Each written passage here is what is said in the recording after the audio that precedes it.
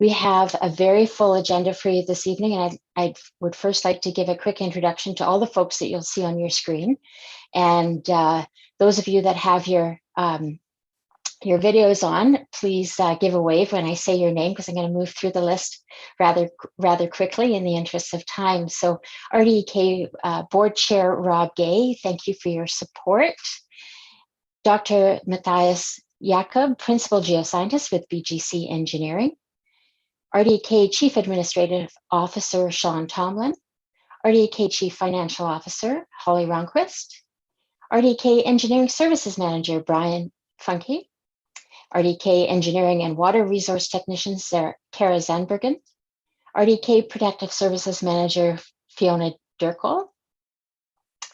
And RDEK Communications Team Louis Duchek and Nathan Simons, who are providing the technical support and expertise and keeping us on track here this evening. So thank you everyone for joining us. I'd also like to thank everyone on the screen here for your hard work and your support on this initiative, and to all the other staff members that aren't on the screen tonight that are also providing support. I would ask that you pass on our appreciation for their efforts and for the work. This is a complex initiative and requires a lot of teamwork, a lot of time and expertise. So thank you to all of you, because I know this is not an easy initiative. This meeting is being recorded and live streamed to YouTube and will be posted on the project page after the meeting. So tonight we have presentations on the 4 key areas of the project: this Cold Spring Creek risk assessment, project overview, the bylaw amendment process, and of course the financial impact. And then there will be an opportunity to ask questions after all the presentations. However, you will see an icon on the bottom of your screen that says Q&A. And at the end of each individual presentation, I'd invite you to click on that to type a question if you have a question for that particular presenter. And then at the end, the communications team will ask questions to the panel and moderate the Q&A portion, which will be the last session in our agenda this evening. So with all of that information, I would like to introduce Dr. Matthias Jakob. Dr. Jakob is a principal geoscientist with BGC Engineering. He is an internationally recognized specialist on the subject of geohazard and risk assessments, and one of Canada's leading experts in the hazard and risk assessment on landslides, especially debris floods and debris flows. He has completed assessments in over 100 creeks in Canada, and also Chile, Argentina, Ecuador, Bolivia, and Austria. Since obtaining his PhD from the University of British Columbia over 20 years ago, Dr. Jakob has been a full-time consulting geoscientist who has earned a worldwide reputation for his research work and rigorous application of the scientific method in fieldwork. Through his efforts, professional practice guidelines for landslides and flooding have been substantially improved in British Columbia and are now being extended throughout Western Canada and internationally. Dr. Jakob is the author of numerous well-cited publications and book chapters, and is the co-editor of the 2005 text, Debris Flow Processes and Related Phenomena, for which he was awarded the Burwell Award of the Geological Society of America. In 2016, Dr. Jakob was awarded the Thomas Roy Award from the Canadian Geotechnical Society for his many achievements in the field of engineering geology. And so we are very fortunate this evening to have Dr. Jakob here with us to present the Cold Spring Creek risk assessment. Dr. Jakob. Thank you very much, Susan, for that rather flattering introduction. Very much appreciated. I'm really glad you're not showing the transcripts from high school, because they didn't look quite so well. I was a late bloomer, I suppose. So I will share my screen, and if you could just give me a heads up when and if you can see my screen.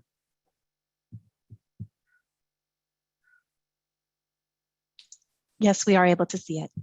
Great. Thank you. And thank you very much for the invitation. So I will talk about the Cold Spring Creek risk assessment. And just for those in the audience who have seen the hazard assessment, that is definitely not the same. It is a different topic, namely that of risk. How does risk relate to hazard? Well, a hazard becomes a risk when it leads to undesirable consequences. So in this presentation, for those who have not had a chance to see the hazard report that was completed a few months ago, or listen to the presentation, I'll just provide a condensed version of it because it is the baseline. It sets the tone for the following risk assessment. I will then get into the quantitative risk assessment and emphasize why it is called quantitative, namely because we don't just estimate or guess numbers, or we don't say very high or low or moderate, but we actually associate particular numbers to both the potential of fatalities as well as economic losses or monetary losses. I will then touch on mitigation options and finish up with just a few words on how that may be translated into design.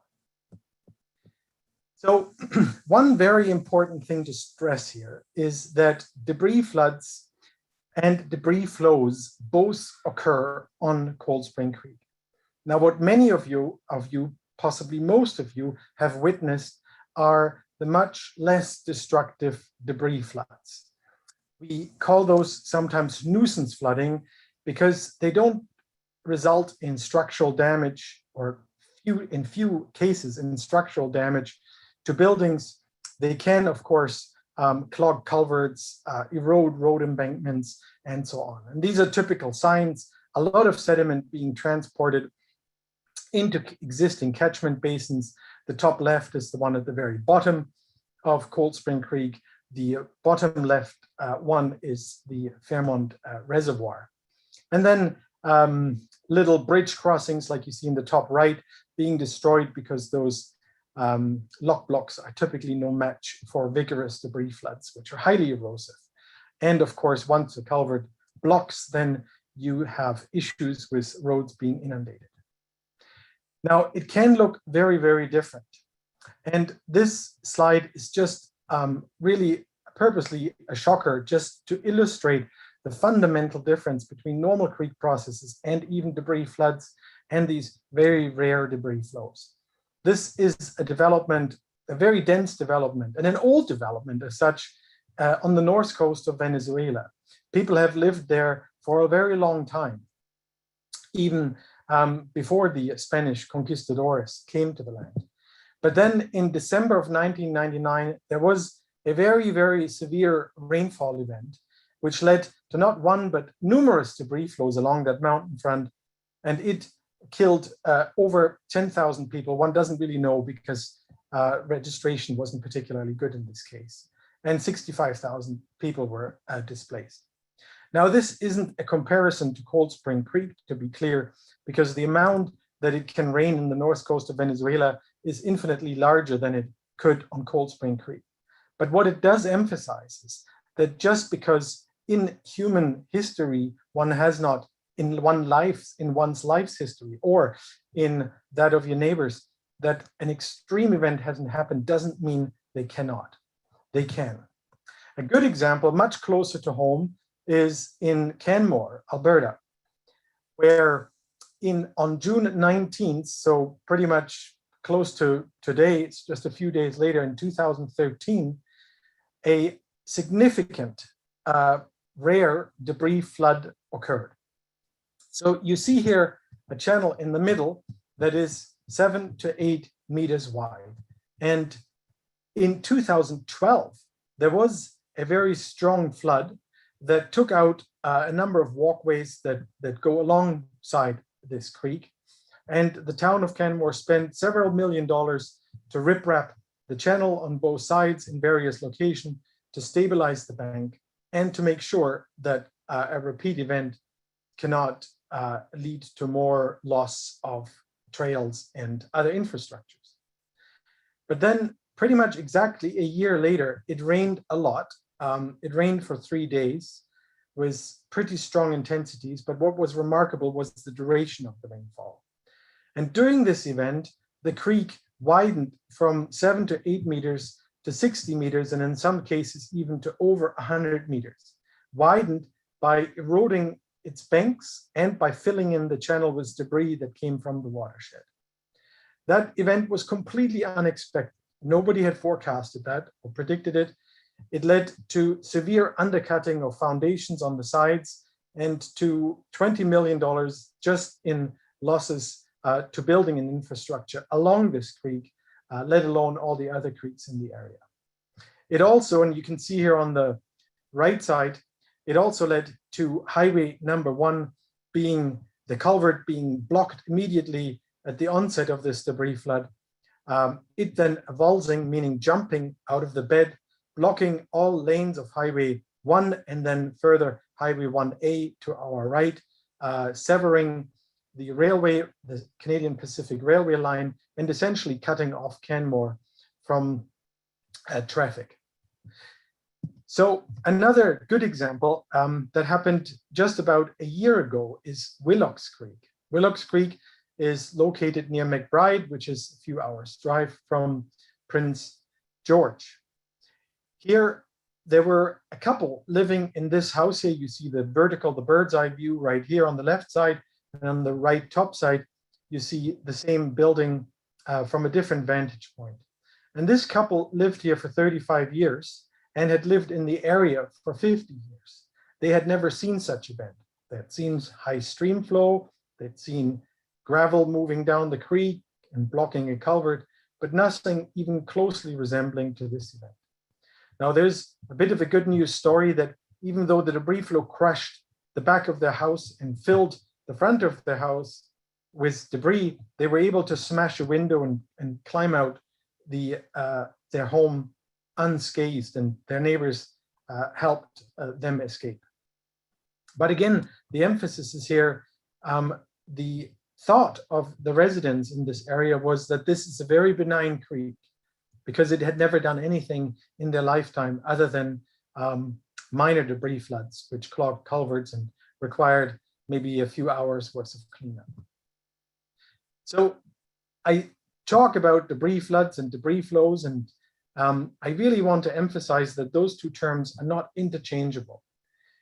The debris flow, which is really what we're mostly concerned about, and which our mitigation is aimed to contain, is something like as this video here. This is a video taken on a creek, the same watershed area as Cold Spring Creek in Switzerland, and it actually produces debris flows quite frequently. What you note here are that the mass is a mixture of soil and rock and water, with actually more soil and rock than there is water in the slurry. In fact, it has the resemblance very much of liquid concrete. Just to give you a sense of scale, the boulders that are being transported in the front of the debris flow here are up to 4 meters in diameter. And the velocity of this is about running speed. Here you can see it tumbling over a structure that was designed to contain the debris within the channel itself. And I'll just let it run for a few minutes to give you a sense of how these debris flows look like.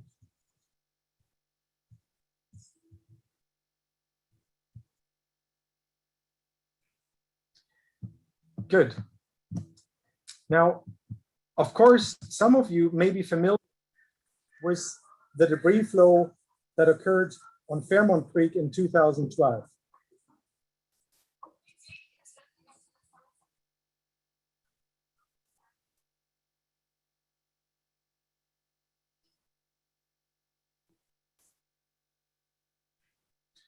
Again, highly destructive and a very, very different kind of process than one would expect from debris floods. So now I'll lead you through the process of how we arrived at both the intensity and frequency of these events, and then in the yellow box, lead you through how we determined what the consequences could be of such events, how we calculate the risk, and how we evaluate it, namely to decide together with the district what constitutes a tolerable and what constitutes an intolerable risk. So when we take a bird's eye view of the watershed, well, we see here the development on Cold Spring Creek Fen. We see the resort up in here, the expansive Fairmont Creek Fen with the respective watersheds of Fairmont Creek on the right side here, and the watershed of Cold Spring Creek, slightly smaller, 8 square kilometers on the left side. Now, what we did back last year, we mapped the watershed very carefully, and we did that because we wanted to see, where does the debris come from? Is it just sitting in the channel and a little bit of channel cleanup would do the trick? Or does it have other sources?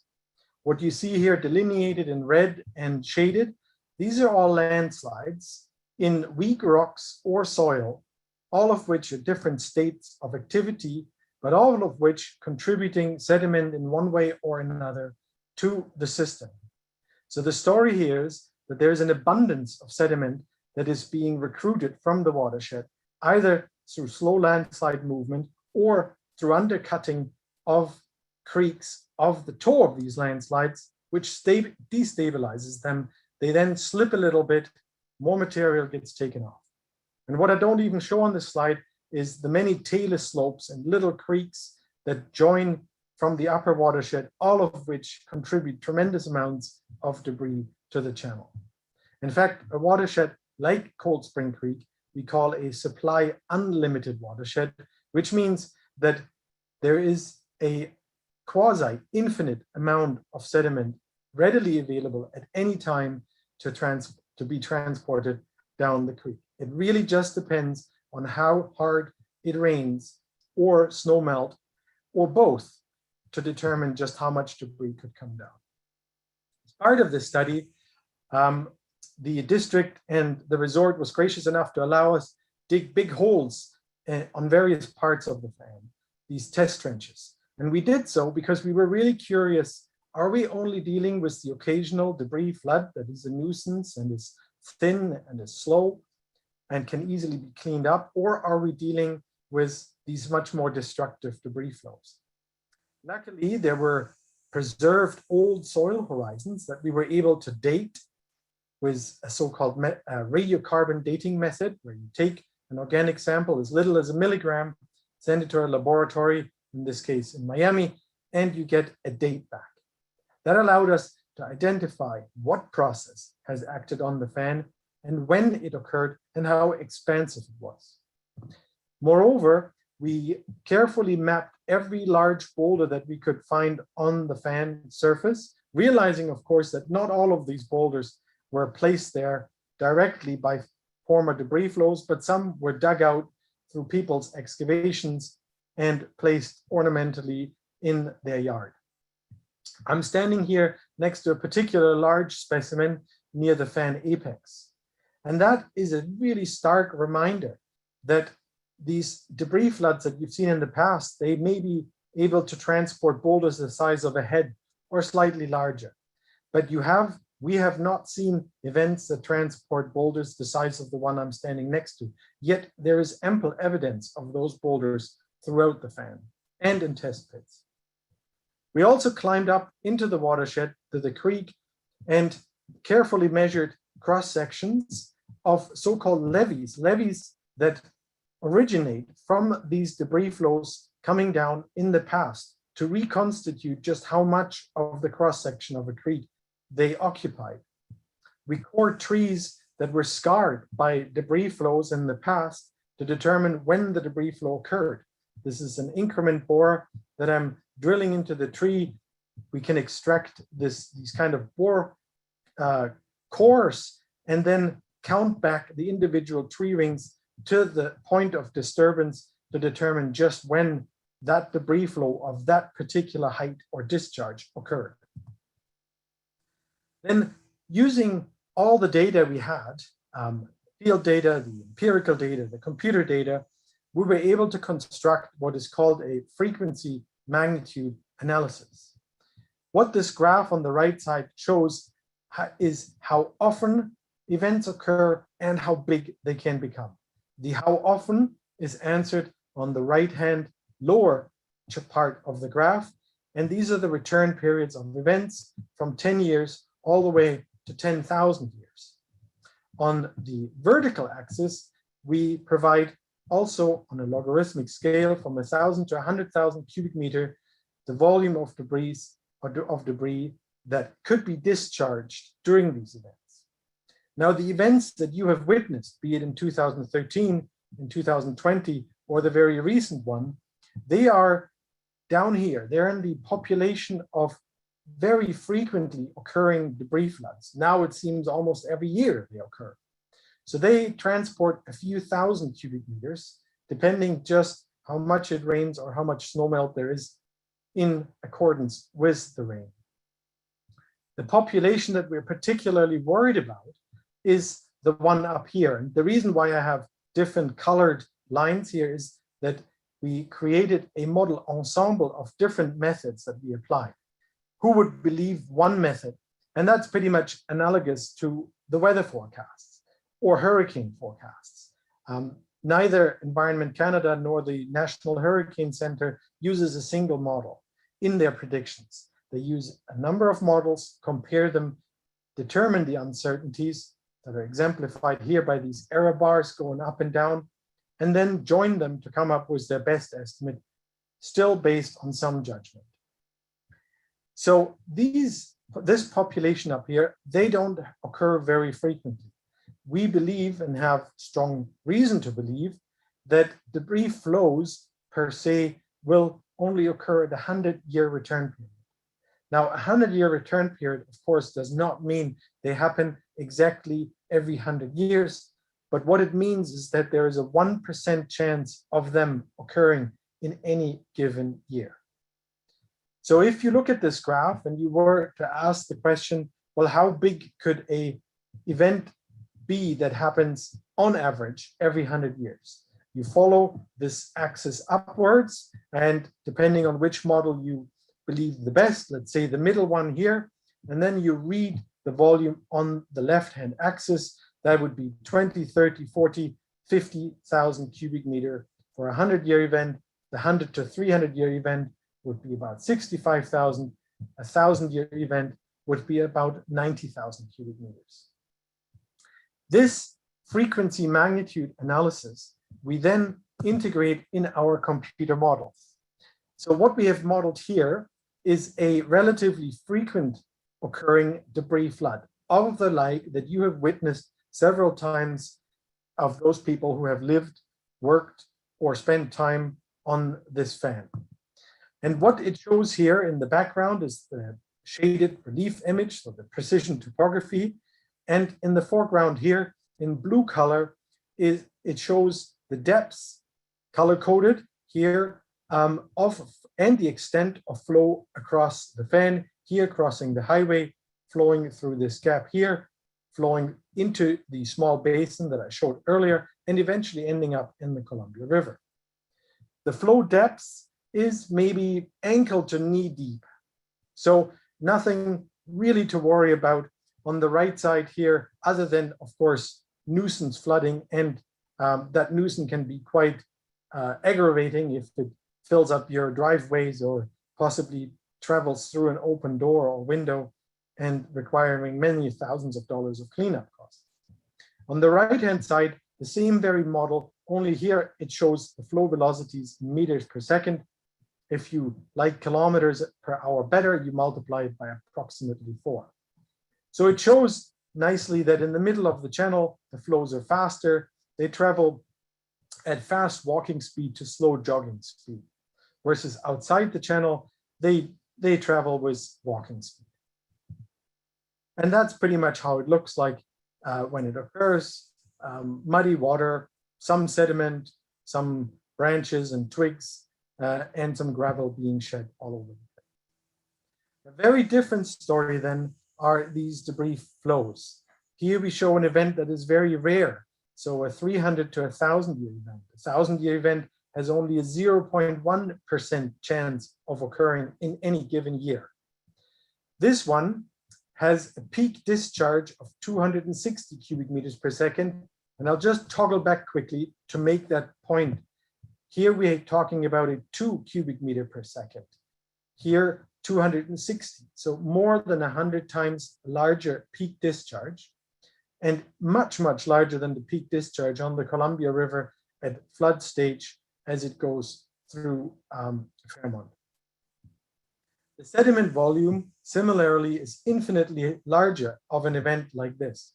And of course, that sediment volume, when it goes past the fan apex, so roughly up here in the top right corner is where the reservoir is located, it then spreads out much more than a debris flood. In fact, it doesn't want to really follow the creek channel itself, because the creek channel capacity, meaning the capability of the creek channel to transport that much debris and water, gets overwhelmed very early on the upper fan, and it then travels on the north side all the way down to the Columbia River floodplain. The flow depth is substantially larger up on the upper fan. It can reach up to 2 meters, and that indeed explains why it can transport those large boulders that we have mapped and that I've shown you a picture earlier, which was taken close to the fan apex up in here. Similarly, the flow velocities are much faster. Now we're talking about a running speed to a sprinting speed. And of course, you can imagine when you combine an event that comes at you at running speed and at a depth of 2 meters, 6 feet, that's infinitely more destructive than its debris flood counterpart that comes at you at walking speed and maybe shin or knee deep. And that is the manifestation. You have seen it. Some of you may have seen it just to the south, namely on Fairmont Creek in 2012. The very typical pattern of a debris flow creek avulsing out of its channel, a large volume of sediment shed, these lobes that are very confined in extent, and the destruction that come along with it. Now, there is a pretty important distinction to make between Fairmont Creek and Cold Spring Creek, and that Cold Spring Creek, the development doesn't start mid-fan as it does here, but the development has encroached very close to the fan apex, where the impact forces are substantially higher. Now, what we've done then with the computer, we have modeled the debris floods at different return periods. Here at the top, the 3 to 10, 10 to 30, and 30 to 100 year event. And at the bottom, we've modeled the debris flows, the 100 to 300, 300 to 1,000, and greater than 1,000 year events.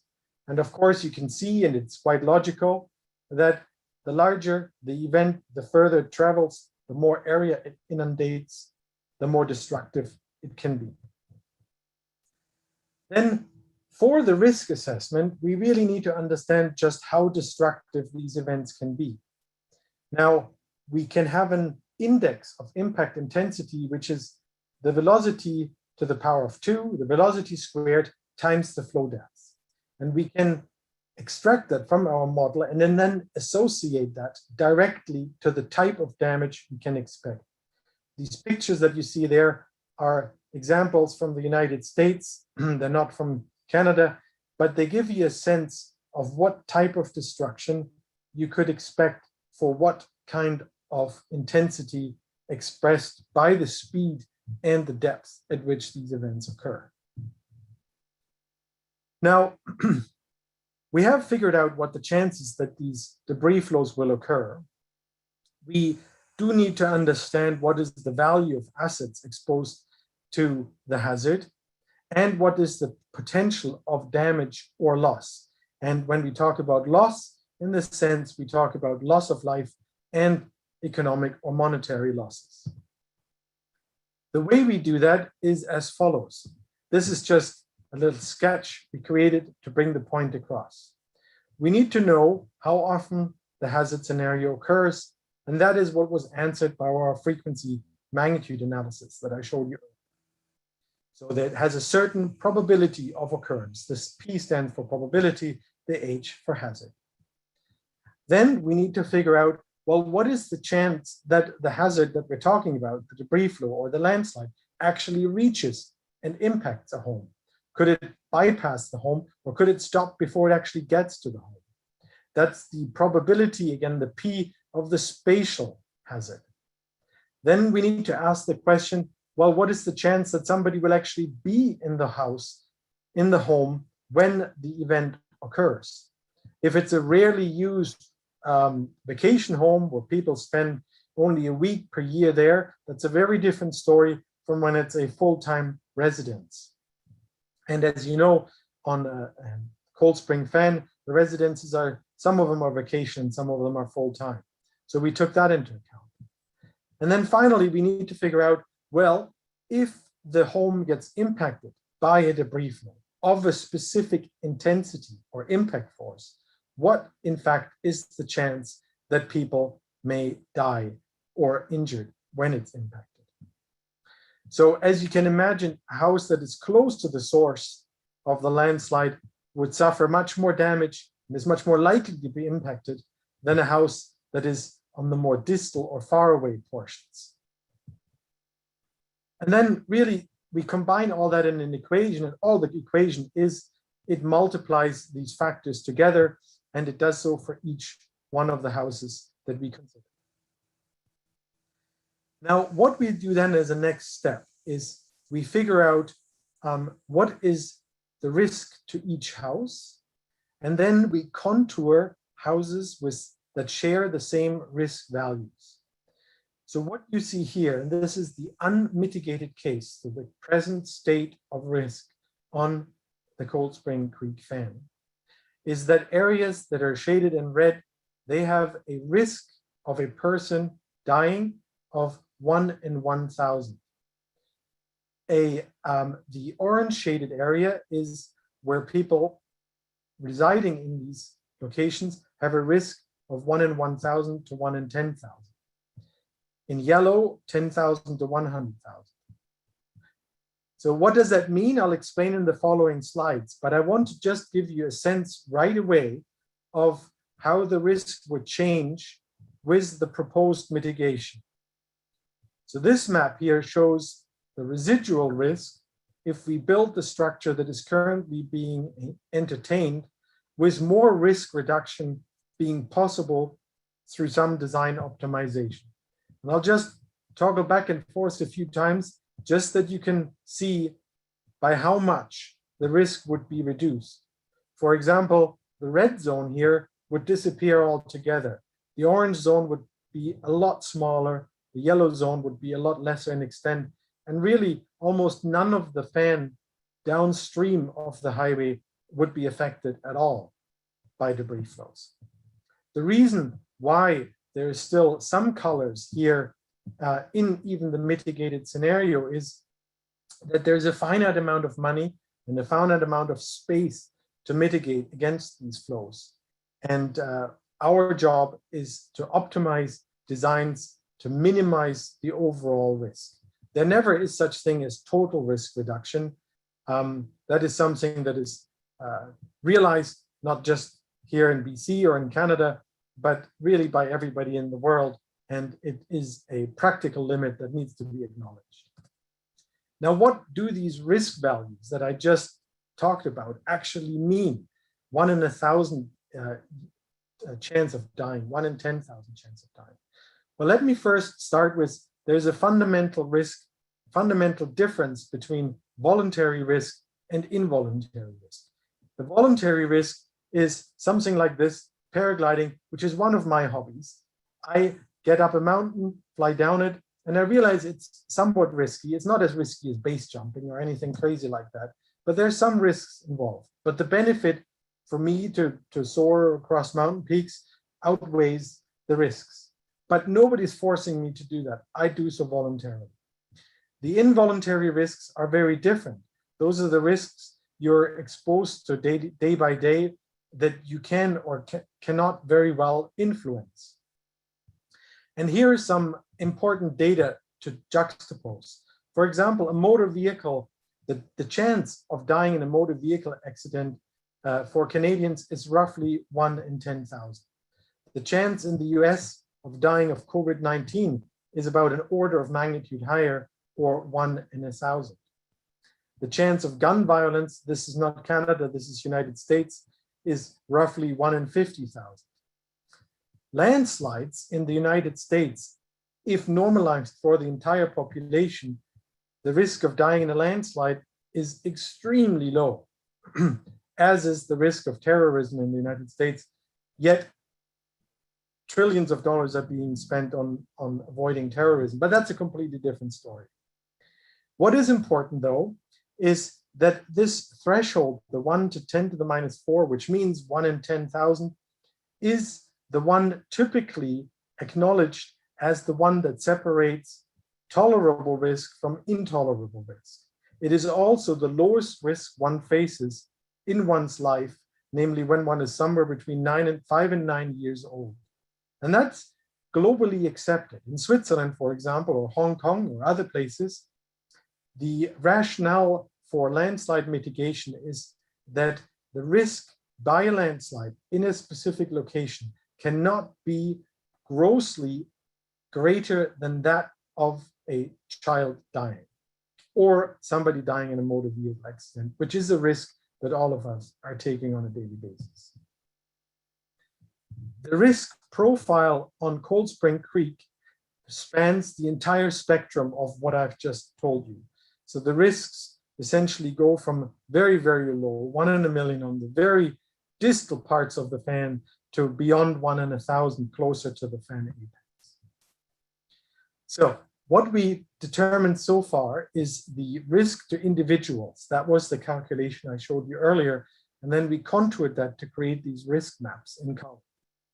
We also looked at a different risk metric, namely group risk. Group risk answers the question, for all of these events that we imagine or have reconstituted through the different methods that I told you about, what is the chance of groups of the entire population affected being exposed to this hazard? What is the chance of several people dying when we look at all of these events in combination?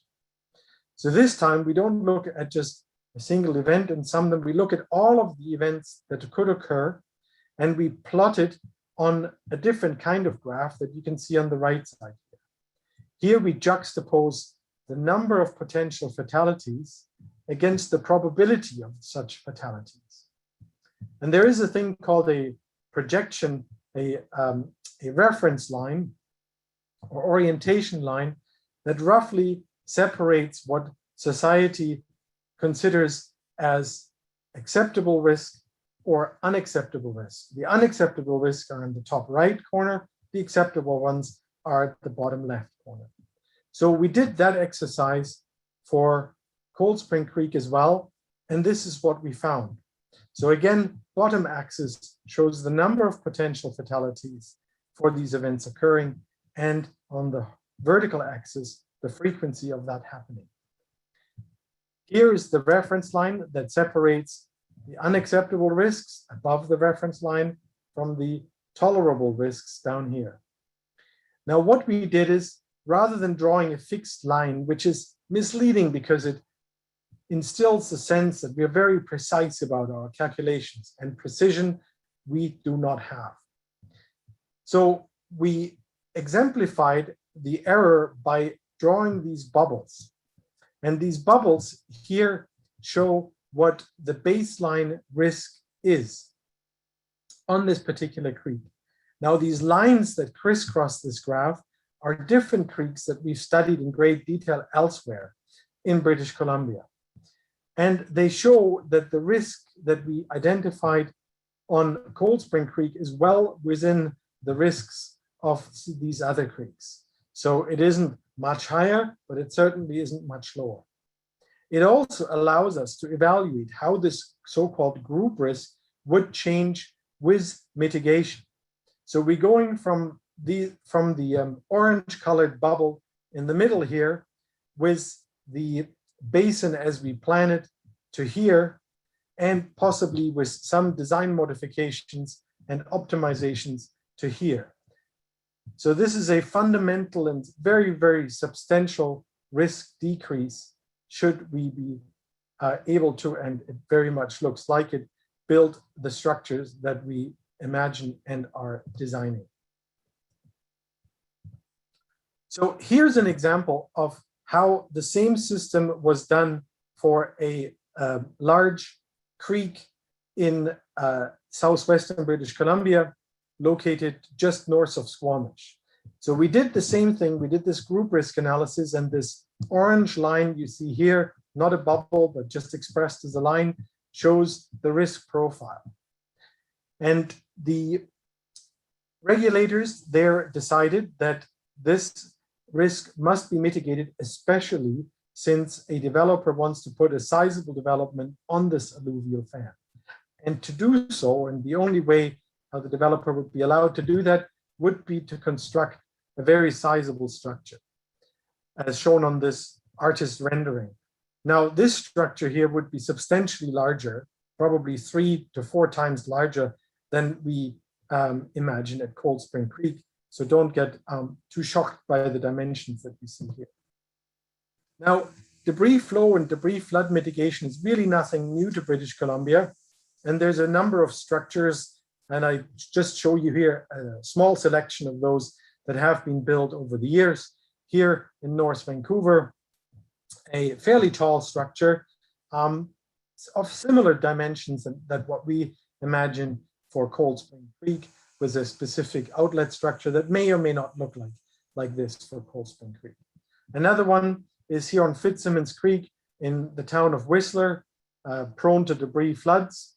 This is well above the town, but the town itself is pretty much located almost entirely on the fan of Fitzsimmons Creek. So it was realized before the Olympic Games that something had to be done. This structure has not been tested yet by an event. This one has, and it functioned very well. A very different kind of mitigation is shown here on Britannia Creek, which is located between Vancouver and Squamish, also a site of the most lethal debris flood in British Columbia's history, when 56 miners died in 1921. Now let me talk about the economic risk assessment. So there's 2 dimensions to risk, or at least 2. One of them is the chance or the possibility of dying. The other one is the economic damages that could come hand in hand with these events. So here I'm just showing the ones for debris flows. On the very left-hand side, the return periods in classes, and here the economic losses in millions of dollars. So the base case, meaning the current situation, for say 100 to 300 year return period debris flow, the expected direct losses, meaning losses to replace the house, however, without its contents, are between $20 and $30 million. With the debris basin in place as we imagine it, for this return period event, there would be no economic losses because the entirety of the debris would be contained. For an extreme event, a greater than 1,000-year return period event, there would still be some economic losses. Now, we can annualize those losses. So we divide the loss as shown up here by the frequency or the return period, and then you can see the losses per year that would be suffered. The worst case event that we imagine could lead up to $44 million in direct losses, excluding building content. And the annualized highest economic risk comes from the 100 to 300 year event because it is the most frequently occurring debris flow. And that would amount to approximately $200 per year per property. Again, it may not happen in your lifetime, so there would be no loss, but it also may happen next year. So then if I wrap my talk up, I'll just conclude with the following words. Life loss risk and economic risk was calculated or estimated, but with quantitative methods in this study. We found out that the life loss risk, both expressed as the risk to individuals and to groups, is well in excess of what is typically considered tolerable by approving agencies. The economic risk is substantial, with a worst credible event leading to possibly as much as $44 million in direct losses, excluding contents of homes, which could add another 50% to that, excluding loss of business income, interruption of a major highway, and so on. And the great news story is that the proposed debris flow mitigation works would dramatically reduce both life loss risk and economic risks. And that is really the key focus of the work that is ongoing right now. That concludes my presentation, and I'm more than happy to entertain any questions that you may have. I'll leave the presentation up just in case you want to refer to a specific slide, and I'll pull that up.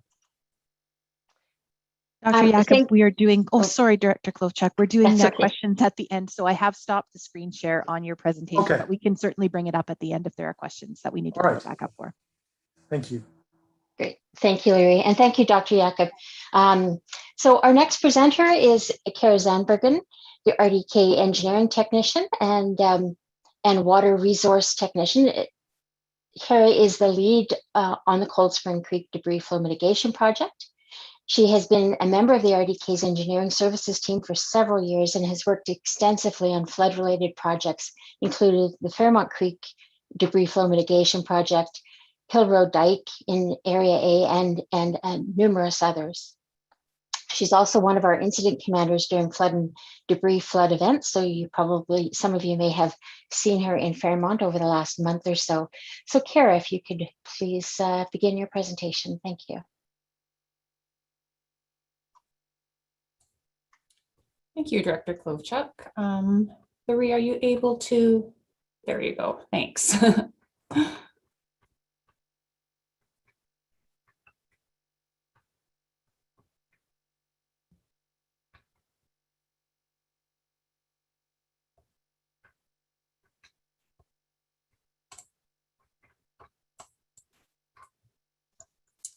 Okay, thank you everyone for joining us this evening. I know you've been presented with a ton of information and there's way more to come, so I will try to keep this fairly short. I'd like to talk to you about some of the project work that's been happening so far in Fairmont in 2021. So I'll give you some information on the funding opportunity that we've been pursuing, the status of Cold Spring Creek mitigation projects. I'll talk about the proposed project schedule and let you know what our next steps are and what you can expect to see happening in Fairmont over the next few months. And finally, I'll discuss the 2021 precipitation event and a response to that event. Next slide, please.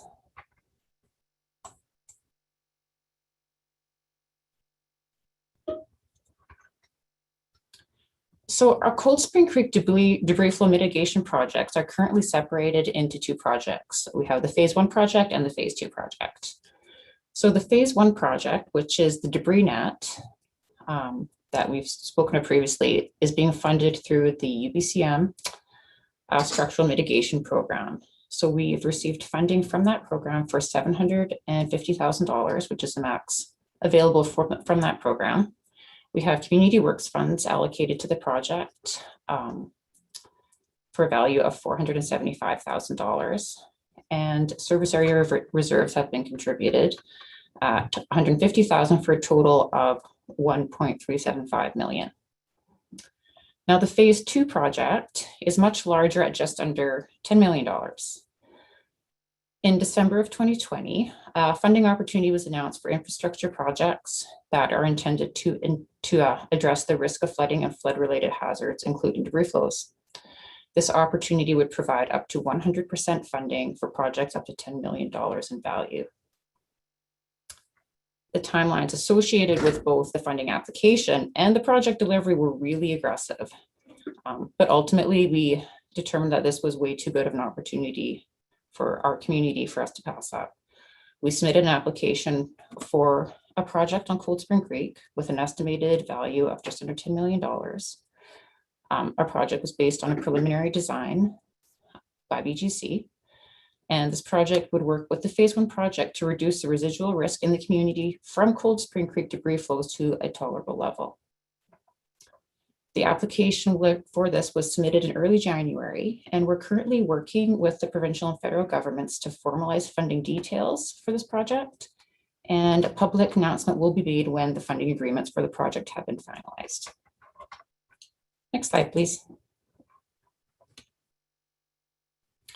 So while we await the funding announcement, we've been authorized to move forward with hiring a consulting team for the project, and we're working through some of the preliminary investigations.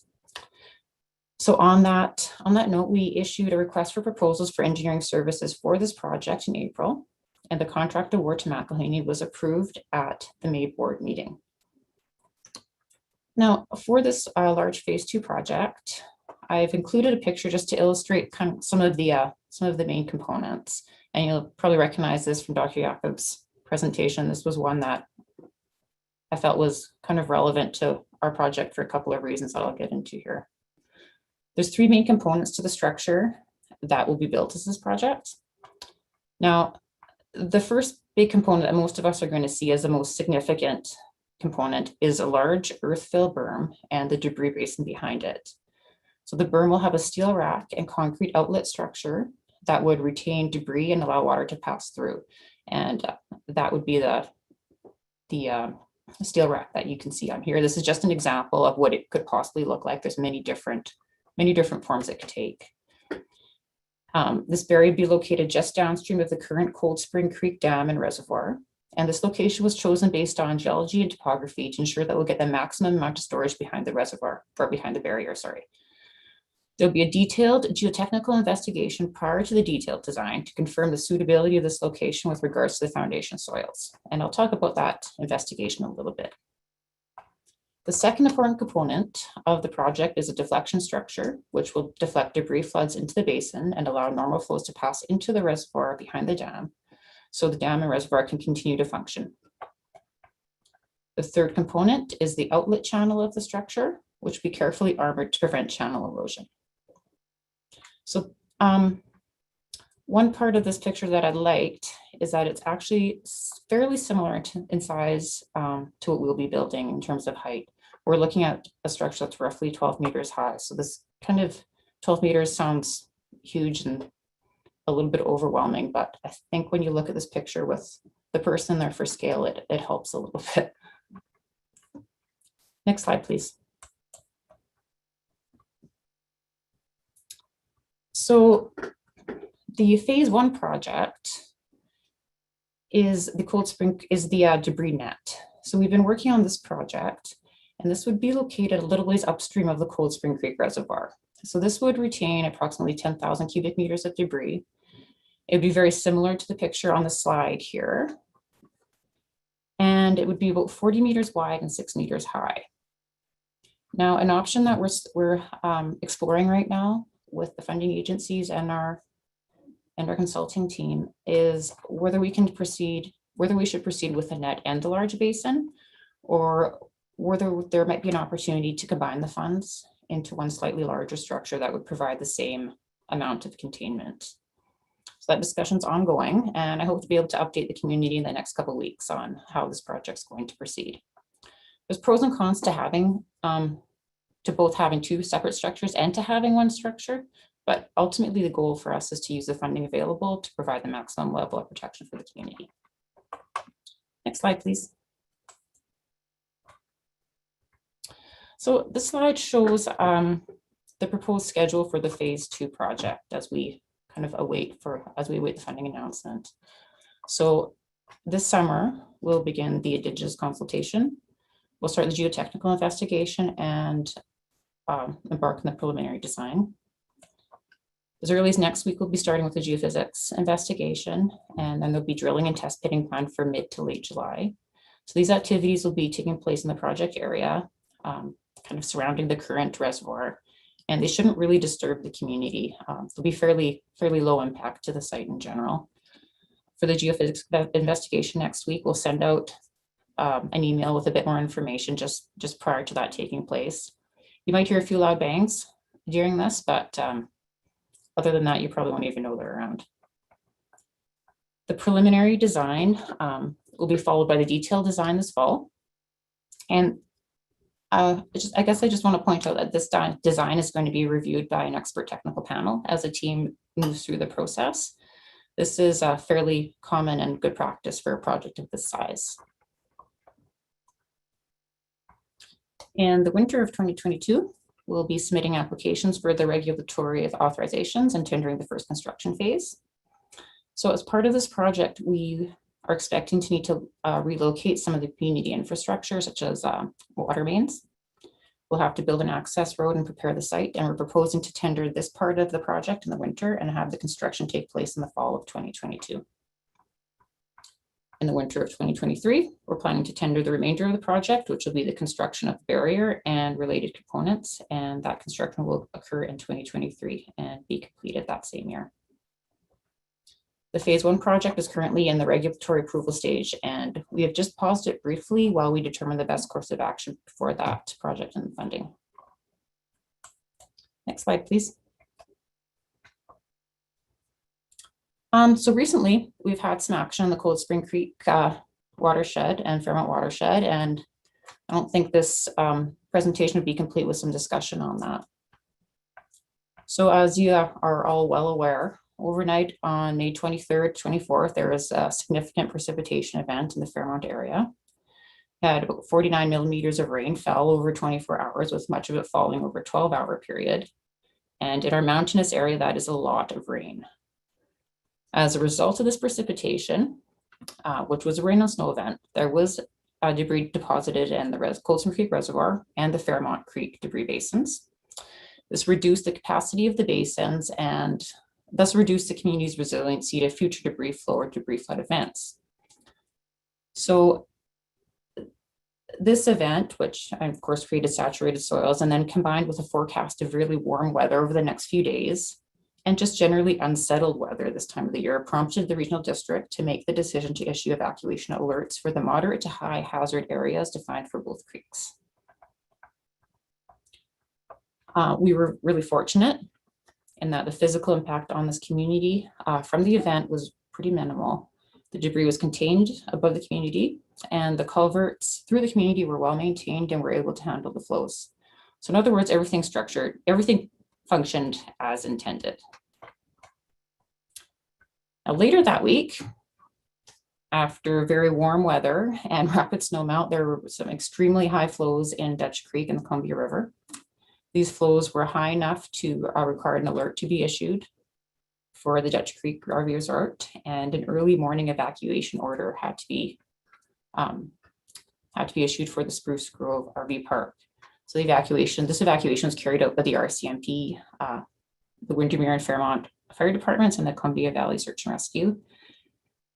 And I would just like to point out that the resort was extremely helpful in finding accommodation for all of these evacuees in the middle of the night.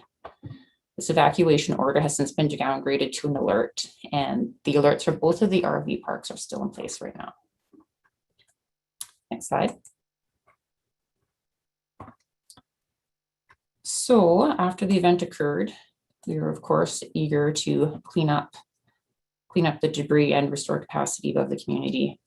The debris was removed from the Cold Spring Creek Reservoir by June 4th. This was a pretty straightforward location, and the work was approved very quickly. The process in Fairmont Creek has taken longer than any of us would have liked because it is more complex in terms of what work needed to be done and the environmental approval processes and strategies that we need to use while we're doing the work. However, everything has been resolved and we've begun work at that location today. So we'll keep the community updated on the progress as we move forward. The response work for this event is being reimbursed by the province with a little impact to the service area in terms of cost. And I think it's really important to note that none of us anticipated that we'd have these 3 events over 3 years. It's been really interesting.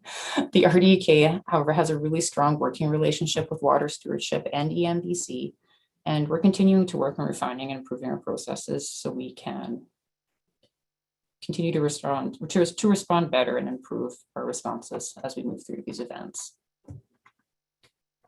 And one thing I just kind of want to mention quickly as I wrap up my presentation here, one important thing that everyone can do to help in the event response is to register with the evacuation notification system. So this is an app that can be downloaded on your phone. The information is all on the RDK website. And there's a link, there's also a link to sign up for the Fairmont email group if you have not done so already. Next slide. And that's all I have. Thank you very much. And I'll be happy to take any questions at the end of everyone's presentations. That's great. Thank you very much, Kara. So our next presenter is Sean Tomlin. Sean is the RDK's Chief Administrative Officer, a role he has filled for the past 5 years. Prior to that, Sean spent a decade as the Chief Financial Officer for the RDK. He has a wealth of experience in the strategic priorities and policies of the regional district, as well as extensive knowledge about the services that the RDK provides. So with that, Sean, please go ahead with your presentation.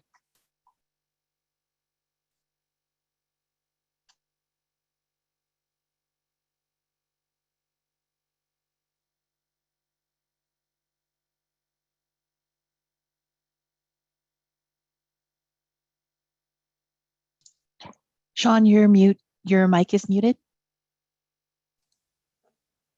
There, I still don't quite learn that one. Good evening, everybody. Thank you, Director Klochek. This portion of the presentation that I'm adding in tonight is because there has been quite a few questions about the approval process, and that early on in the process there was a lot of discussion about holding a referendum and having the community involved through that way. And then earlier this year, when the grant program was come available, the board kind of made a nimble move to adjust that to make things happen faster. So I wanted to touch base a bit on how that process works. Next slide, please, Marie. And I'm not sure if it's looking the same on everybody else's screen. On mine, it's cutting part of the slide off.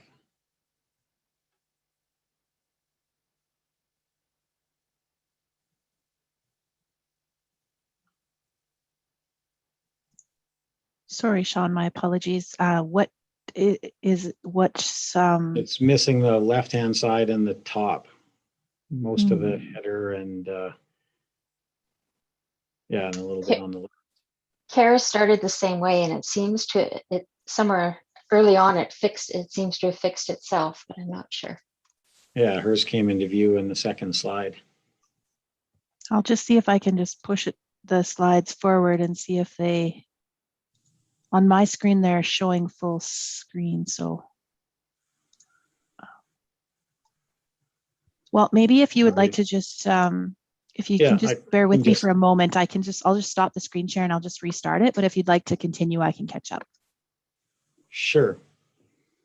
So just to give, I guess, some high level background on how the services in regional districts work. Many of you watching tonight are likely aware of this, but not everybody. The way it works for regional districts is if we are going to offer any service really to the communities, to a regional district as a whole, or to a subset, we do need to have a service establishment bylaw to lay out that. And the service establishment bylaw will outline what service is being provided, lays out the boundary, which is the area we provide the service to and the area that we collect the taxation from. And in most cases, that also includes setting a tax rate limit. And so that's the part that we'll be talking about a bit tonight. The Local Government Act then does lay out the requirements for if there is an amendment being made to any service establishment bylaw. And so that can be in accordance with the requirement of the initial adoption, which in most cases is a requirement for elector assent. It isn't for all, because there are some services such as providing regional parks or economic development that the board can establish without assent to the electors. But flood control and emergency management aren't some of those exceptions. So in those cases, there is a requirement for the elector assent to adopt it. The other option is with consent of at least 2/3 of the participants, which means a participant would be the electoral area director or a municipal council if the service included a municipality. And in the case of this service, it's all wholly within a single electoral area. So there's only one director to vote, and so it requires, that 2/3 being the one director.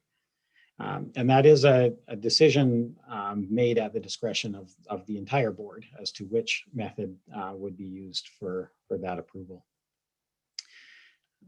The general approach that we use at the RDK is that we would still bring it to the community for that elector assent if it's a decision that's being made about a desired level of service, and the consent on behalf being the consent of 2/3 of the participants.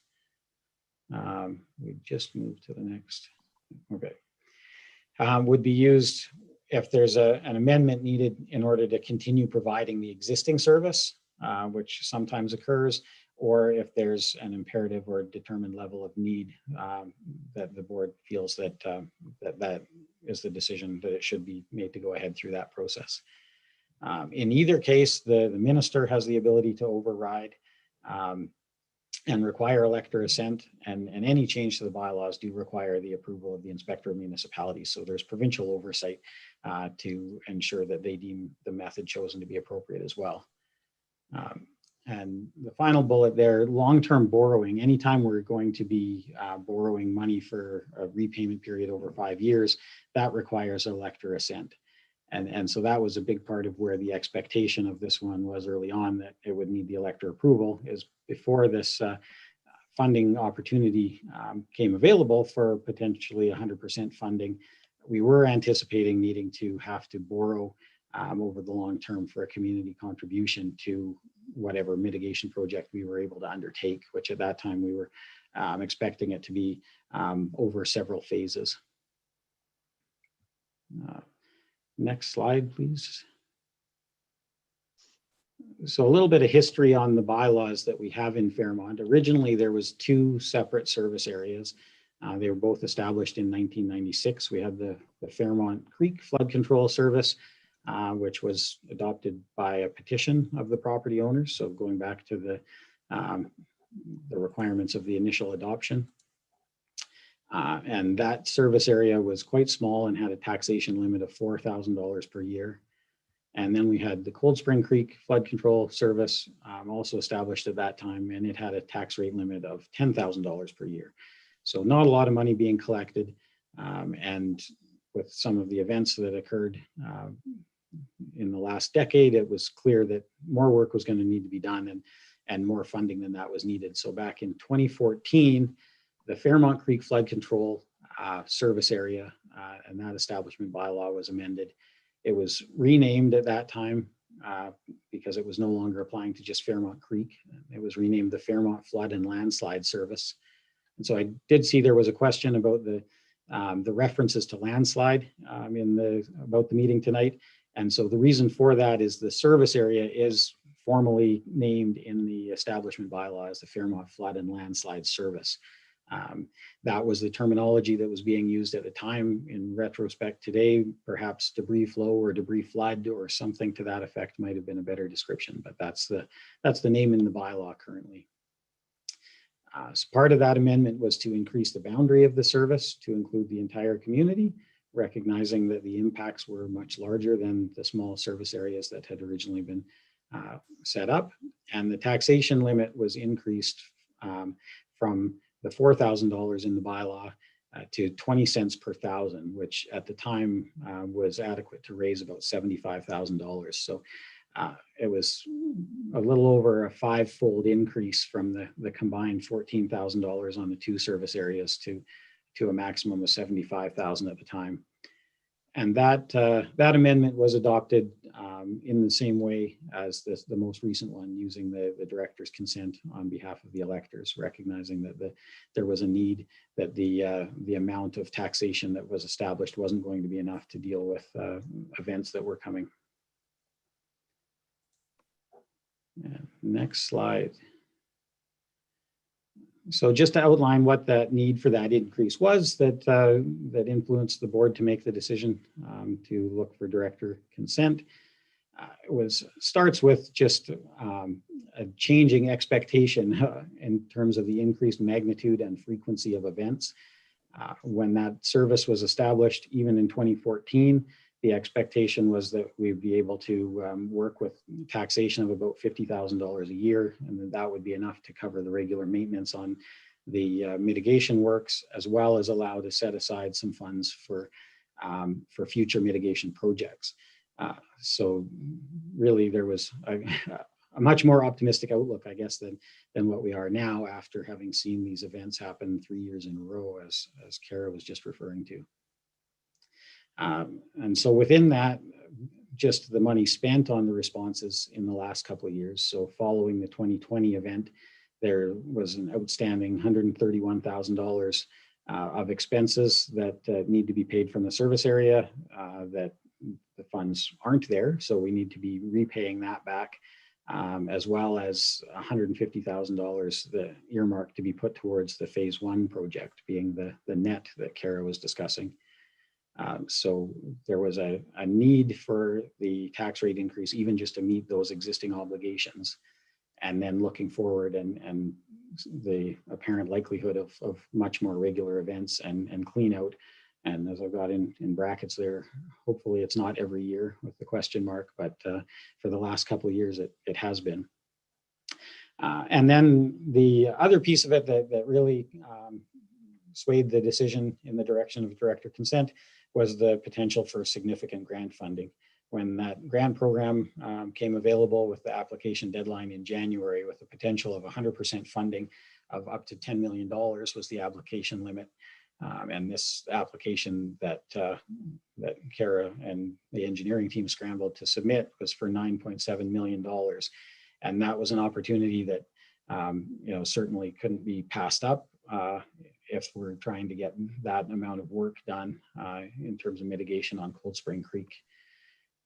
With that, there would be, even though it's 100% funding, we'd estimated $112,000 for costs that would be ineligible for the program and would have to be funded from the service area. So there was a need to ensure that we had the capacity to put that money towards it. And having that in place and established certainly is a big benefit in the grant application process, and improves the likelihood of that being provided if the commitment of the service area has been confirmed. So also part of that consideration is the risk to life that Dr. Jakob has talked about if this is left unmitigated. So there's the imperative to get working on this project as quickly as we could. And by undertaking the bylaw amendment in the way that was approached, then we were able to get that funding confirmed in time to keep the project moving along the timelines that were necessary, both for the grant funding and also just to try and mitigate the risks as quickly as possible.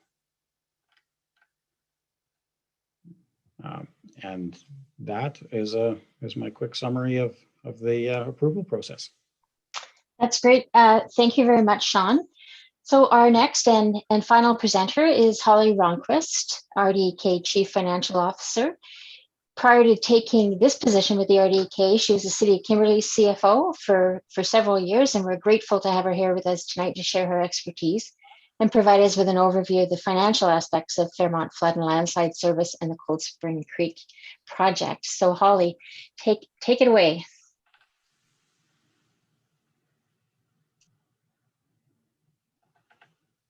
Thank you, Director Klobuchar. Hello, everybody watching tonight. I have a detailed presentation to give you so I can give you the best picture of the financials for the Fairmont Flood Service.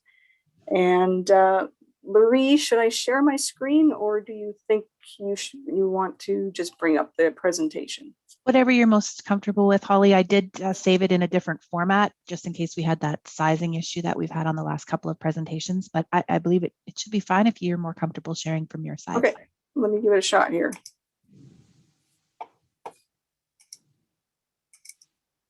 There we go. Everybody see that? Yep. Okay. Okay. So before we get into the financials of Fairmont Flood. Sorry, Holly, I'm just going to interrupt you. Do you want to change your display settings because we can see your notes and next slide page? Ooh, how do I do that? At the top of your screen, you'll see three sort of descriptions on the top left-hand side. One of them says display settings. It's in the middle. If you go to the left there, and then you click on that. Yeah. And then you can just either hit duplicate slideshow or presenter view in slideshow. Here we go. How's that? Good. For me, All right. it's good. All right. So before we get into the financials of Fairmont Flood, I thought I would explain how service areas work. The RDK manages around 70 service areas, and these are services that are created for and provided to the properties within the service area only. These service areas are to be self-funding, and all monies within the service stay in the service, and Fairmont Flood and Landslide is a service area. So things have changed fairly rapidly financially for Fairmont Flood since the budget was adopted in March of 2020. The 2020 budget included tax requisition of $72,000, which is just under the 20 cents per thousand. We had some prior period surplus that we brought into revenues of just under 63,000. There were regular maintenance activities, and phase 2 of the Fairmont Creek upgrades were to be completed, and those were funded 100% by the province. Phase 1 of Cold Spring Creek upgrade was to be completed, and that was a $900,000 project, $750,000 funded by the province and $150,000 by the service. The 2020 work plan would use all of the financial resources of the service, except for about $67,000 that we had in the operating reserve. So nature does not respect a financial plan. On May 31st, 2020, the service area experienced another debris event. Despite the amount of response costs being covered by the province and the non-eligible response wages being covered by the RDK's electoral area admin service, Fairmont Flood saw about $9,000 more in wages than budgeted, and the service area also had to fund 20% of the recovery costs. And it experienced higher administration and vehicle costs as well. When you add it all up, it resulted in the service coming out of 2020 with a loss of just under $60,000. The operating reserve of $68,000, which is the reserve plus the interest we had earned, was left intact in 2020 because we needed that in 2021. The financial plan for Fairmont Flood continued to evolve in 2021. The financial plan was approved in March of 2021, and then we amended it right away in April. I will be referring to this amended financial plan when I'm speaking for the rest of the evening. It's unusual for us to amend a financial plan that quickly after the original budget's been adopted, but we had a clearer picture of some of the items related to the $9.7 million grant opportunity. And we wanted to be sure that we gave a really clear picture of everything to the province and federal governments in their consideration of these grants. A quick snapshot of the amended financial plan includes tax requisition of $77,307. So that's the maximum 20 cents per $1,000 assessment. It covers the loss of $60,000, just under $60,000 in 2020. It includes remaining debris removal work coming out of the 2020 event, totaling $285,000. And the plan assumes 80% funding from the province under the recovery portion of the EMBC monies. The plan has $103,000 in consulting projects. 80,000 of that is for access right-of-ways, and that's been in the budgets for a couple of years. We've been unable to get those projects finished, so they're in again this year. And another 40,000 is related to the Cold Spring Creek Phase 2 project, and the rest is for maintenance licenses and development of policies. There are just under $130,000 in the budget for wages and overhead for staff to carry out the maintenance, planning, and capital works in the financial plan. This is much higher than usual, but if we're successful in getting the $9.7 million grant, it will take a large amount of engineering, finance, and other staff to carry out the work. Wages are not eligible for funding from grants.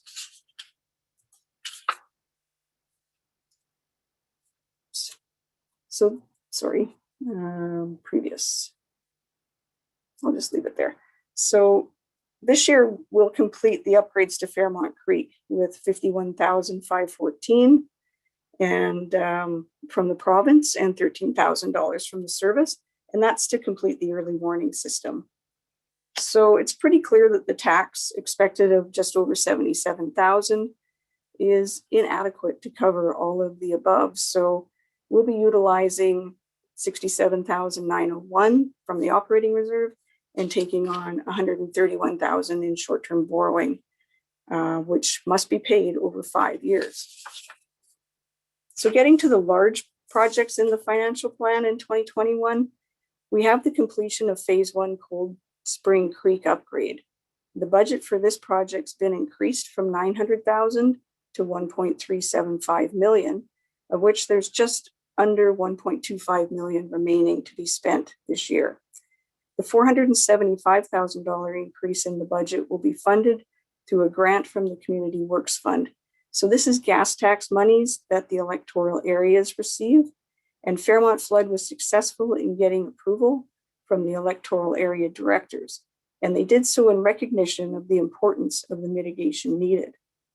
The service area's share of $150,000 is budgeted in the last few years, will now need to be funded through short-term borrowing with repayment over 5 years starting in 2022. Also included in the financial plan in 2021 and 2022 is the phase 2 Cold Spring Creek upgrade, which again is just over $9.7 million for a capital project. If we're successful, it would be funded 100% between provincial and federal funding. The service area will have to fund $112,000 for ineligible costs that are related to the project. So as mentioned, large part of that is for wages and overhead and land-related costs.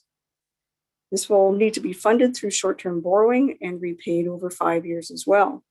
So the total amount of all of the short-term borrowing, the 3 separate items I mentioned, is $393,000. And that will be borrowed between 2021 and 2022. The interest rate's currently 0.93% through the Municipal Finance Authority, but we have 1.5% in the plan to be safe. We also included other interest costs in recognition that if we get the big grant and the project is occurring, there will likely be some cash flow lag between us paying for the costs and receiving the money from the grant claims. So how will this affect taxation? We've been letting folks in the service area know that taxes will be going up significantly to support the service and carry out the large mitigation projects. Even with the grants from various levels of government, we estimate that we'll need a tax requisition of $314,000 per year from the service area starting next year. The service establishment bylaw has been amended from the 20 cents per $1,000 of assessment to 90 cents per $1,000 of assessment to help fund these costs.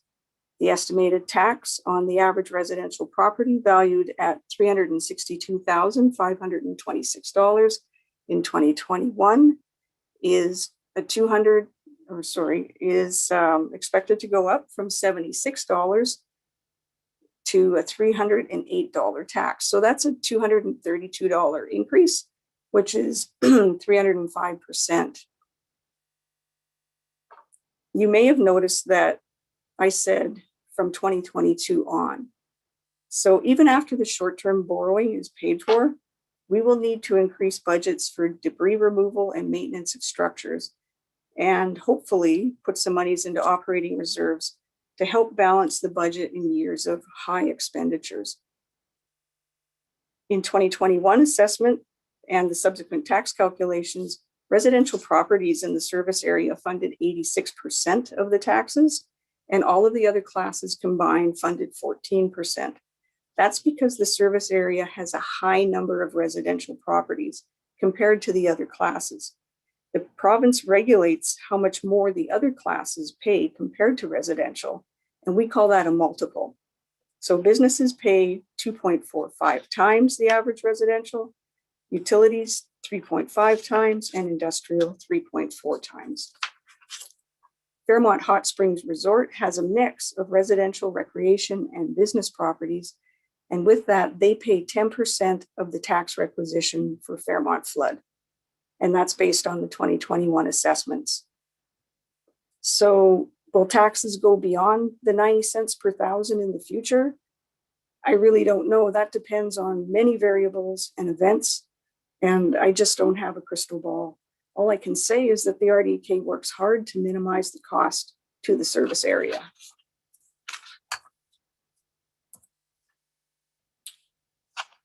The RDK actively seeks funding from other sources whenever possible.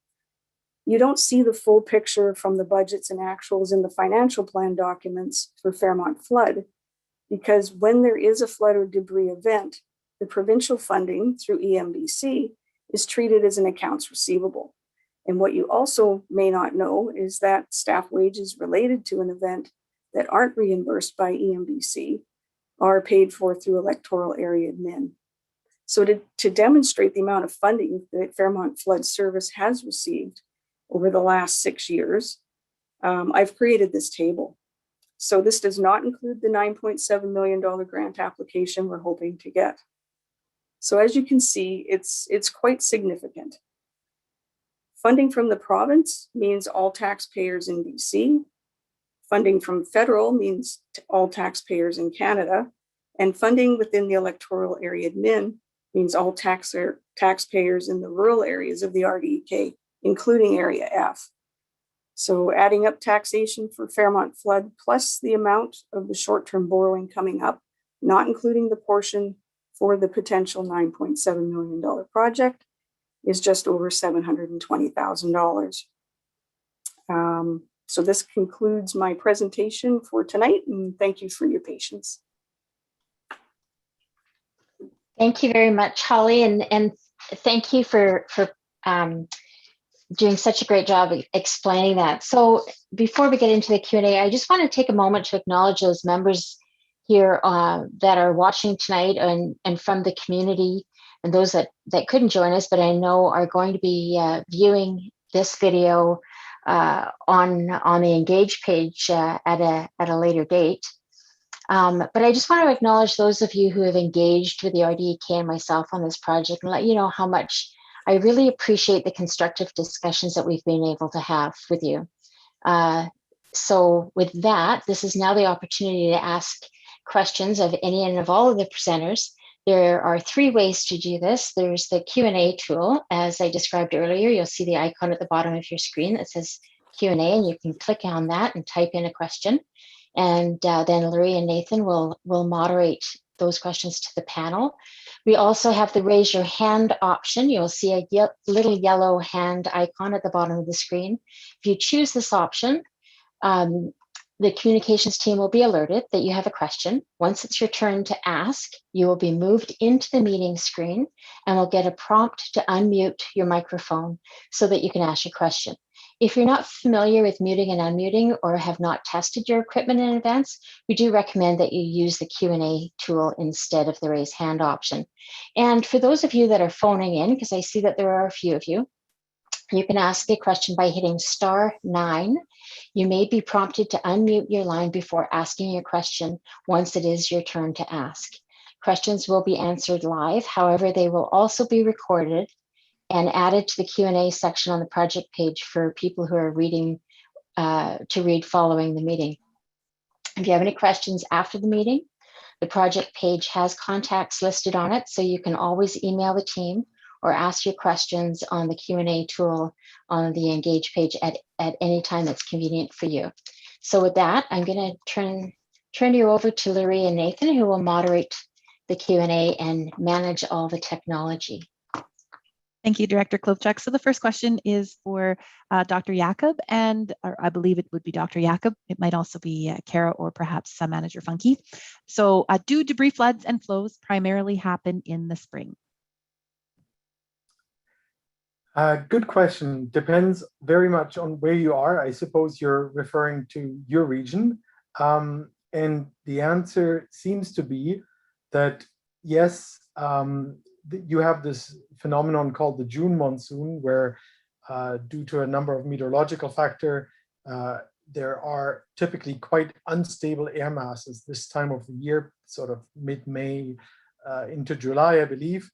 And that is a time where you can get frontal storms as well as these convective storms that dump a lot of water onto the hillsides. It's also susceptible because you often have still wet snow lingering in the watershed in May into June, and precipitation and strong winds can enhance melt. So you have the double whammo of heavy rainfall on top of snow, which contributes to the runoff, and that's what triggers these debris floods and debris flows.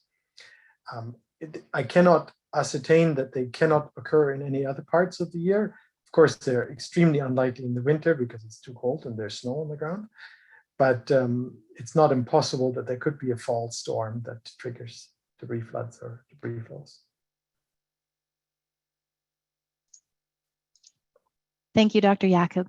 And the next question is for you as well, and that is, how does heavy foresting affect the debris flow in the lower areas where one would think that would slow the flow? So once again, how does heavy foresting affect the debris flow in the lower areas where one would think that would slow the flow? So I presume with foresting, you mean logging, possibly forest road constructions. So if this is a hotly debated issue in forest hydrology. If a large portion of a watershed is being clear cut, that changes the timing of runoff, and it also changes the amount of runoff. A lot of studies have been done that show that if, again, a large portion of a watershed is being logged, that the runoff can be much higher for a given return period. Or if you wish, the return period decreases for a given runoff event if there is a large portions of the watershed logged. Now, for Cold Spring Creek, a significant portion of the watershed is above tree line, which means that obviously there's no effect there from logging. And I am not aware of large logging operations in the other portion of the Cold Spring Creek watershed. So overall, I think there's fairly limited impacts from forestry operations on this watershed.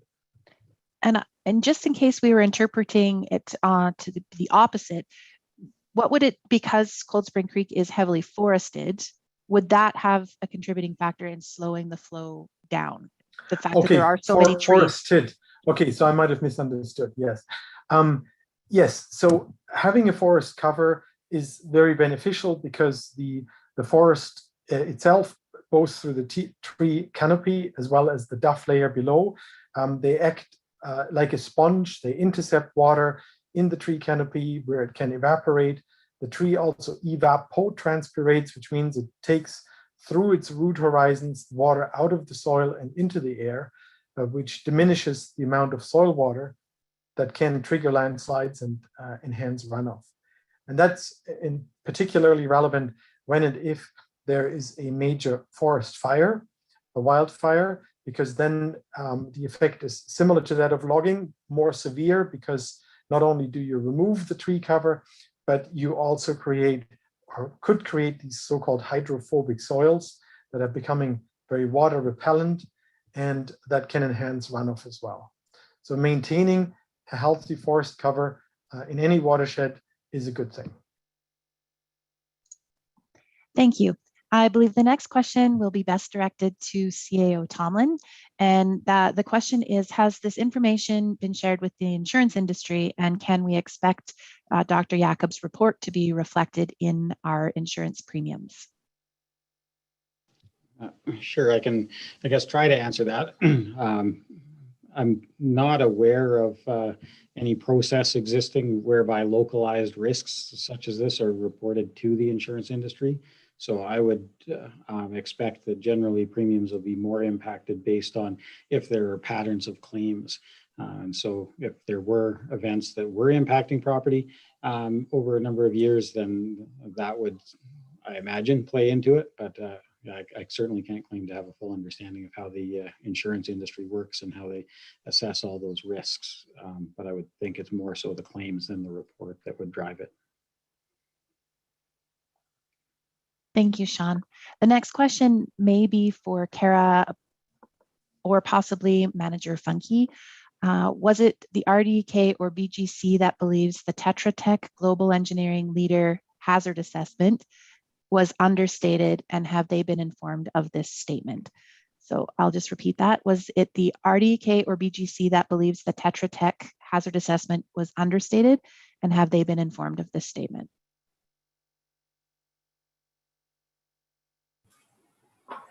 I can try to answer this one. Yeah, it was certainly believed by BGC and ourselves it was understated.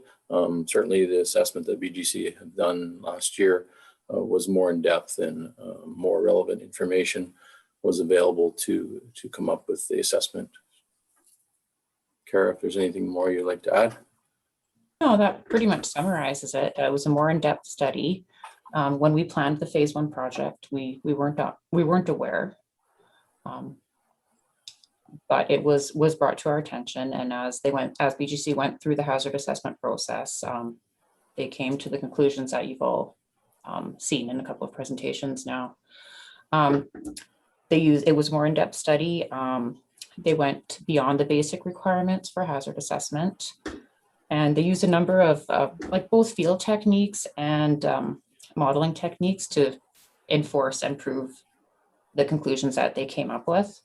And I guess to answer your last question, yes, the Clark Geoscience have been notified that this assessment has proven to be quite different, and they have seen the assessment. Thank you, Kara. Once a creek has had a flow or flood, is it susceptible to more regular releases because the terrain has been disturbed? Dr. Jakob, I think this is probably in your wheelhouse. Once a creek has had a flow or flood, is it more susceptible to more regular releases because it's been disturbed? That's an excellent question, and it's at the heart of a lot of research that's going on in this field. So it is, as in so often in science, a question one cannot answer with yes or no. It very much depends. So if it's a creek like Cold Spring Creek that has an unlimited amount of sediment stored in the channel and along the side slopes, and a lot of debris still being produced by rockfall and other small landslide processes in the headwaters, then the disturbance that occurs in the flow doesn't make a lot of difference. What it can do is that if it has recently been disturbed, the so-called self-armoring layer on top.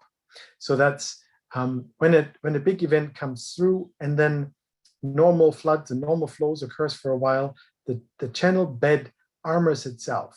The small materials get winnowed out and the large materials remain. When a big event comes through, that surface area is disturbed, and should another event follow very quickly thereafter, it could be worse than had there not been a small event prior. However, it is very difficult to quantify that effect. A difference would be if a really strong event had come through that undermines the side slopes of the creeks on both sides and creates treeless, raveling, highly disturbed slopes.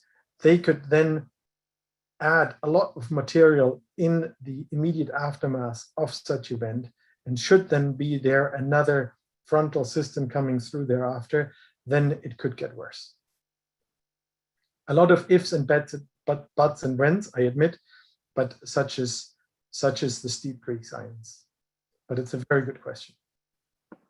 Thank you. This next question, it's 3 questions that I think I'll just wrap into one because they all involve the same topic. And I think potentially this one might be best answered by either CAO Tomlin or Manager Fungi.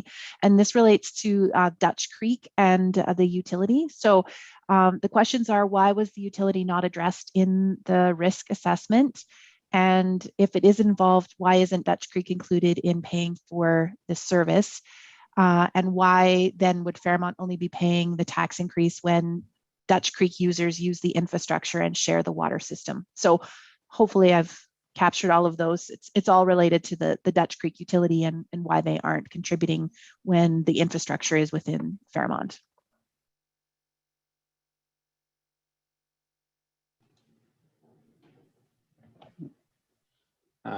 So I can probably provide some comment on really the second parts. I'm not sure about the risk assessment and the inclusion of the water utility for Fairmont in that. Certainly when there is a service area created and a boundary drawn around it, there's a lot of discussion and assessment that goes into that process, and in any pretty much any service area we create, there can tend to be a lot of discussion about where that boundary goes. Should it be a bit bigger? Should it be a bit smaller? And this one is certainly no different. It was based on kind of where the community was, the boundary of what is Fairmont, and that being the community that had the potential to be directly impacted by the debris flows at the time in 2014 when the service area was established or expanded to that size, which was at that point prior to the water utility being extended to Dutch Creek as well. And so whether or not that would have been a consideration, I can't say, but it wasn't a part of it at the time anyway. And yeah, it certainly hasn't been a proposal brought forward at this time to expand that service area, based on that being a single factor that would tie Dutch Creek into being part of the Fairmont community. And while I have you on the speaker's slide here, one more question that was addressed in your presentation, but is being asked again. We were told numerous times there would be a referendum or some kind of plebiscite on the tax increase, 450% tax increase. Why were we not given that opportunity? So if you could please reiterate that point. Sure. So yeah, there was discussion early on about the expectation that would be the approach taken. A few things changed along the way. A big part of that was the availability of the grant funding and the need to have that in place, the commitment in place sooner in order to assist with the likelihood of receiving that grant and to be nimble enough to act on it. And certainly part of the original reason that it was thinking that it would go to referendum was the expectation that we would need long-term borrowing because we would need the service area to be paying for part of the mitigation project. Because even at that time, it was pretty clear that there was a necessity to increase the tax rate limit. It didn't really leave much of a question to be asked, given that in order to even maintain what we were doing and clean out the existing infrastructure in order to maintain that level of mitigation safety on the community, we needed the additional funds. But once we were looking at this potential funding opportunity and didn't need to go to a long-term borrowing scenario, then that removed some of that need to go for elector assent. Thank you. The next question is for Dr. Jacob. In a presentation to the RDEK board last year, you discussed one of the causes of the severity of the debris flow or floods at Fairmont is the melting of the permafrost in the upper watershed. Is this still a concern? And is this likely to contribute to potential debris flows or floods in other watersheds within the RDEK? Also a good question. So it is not really or in the past, I don't think it has contributed to the severity of debris flows. However, the climate change enhanced degradation of permafrost, meaning the permafrost can't really melt. Just to be clear, permafrost is a thermal state, so it's the temperature that's the issue. And what the problem is that the ice that we find in the upper watershed that holds joints together, that's the one that could melt over time, which then produces more rockfall and potentially rock slides. So what I expect we will see in the coming decades is that the rate of rockfall and rock slides that contributes sediment to the upper channel system will increase. And that will occur as long as temperatures are projected to increase, which is probably for many decades to come, if not centuries. The debris loading, the overall debris loading will likely increase over time due to the degradation of mountain permafrost. Thank you. This one, I believe, will be directed toward Kara or Manager Funke. Debris catchment has been dug out of the creek bed in the lower part of the Cold Spring Creek behind an area on St. Andrew's Place. The path beside the creek has been narrowed to less than 2 meters and poses a risk to pedestrians falling over the bank and into the catchment, particularly at night. A small fence of less than 15 meters could be constructed to keep pedestrians from falling and reduce liability of this man-made hazard. Could this option be reviewed by someone at the RDEK?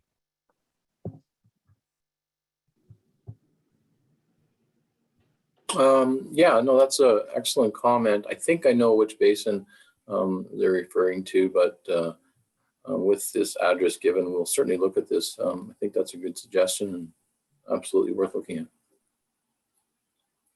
Thank you, Brian. And I will make sure, I think you can see it on the screen, but I will make sure to provide you with the address. I just didn't want to put it out over the public airways.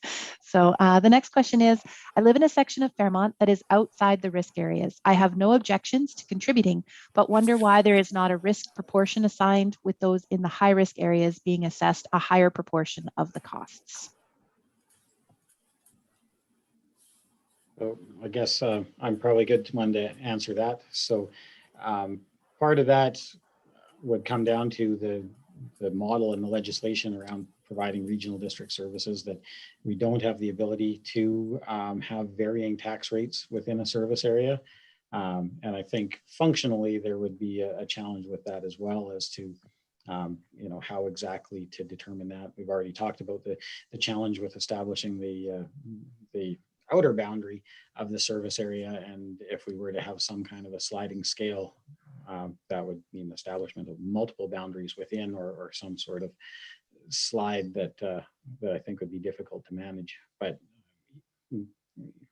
regardless of that, we don't have the ability under our legislation to have varying tax rates within a service area. Thank you, Sean. The next question is related to maintenance, so likely Brian or Kara. The RDK has not maintained the Cold Spring Creek upper reservoir previously. It only took 2 days to clean it out this time after last year's work. That was the first time ever, if not recently. So I think they're asking you to just to speak to whether it's maintained or how it's maintained.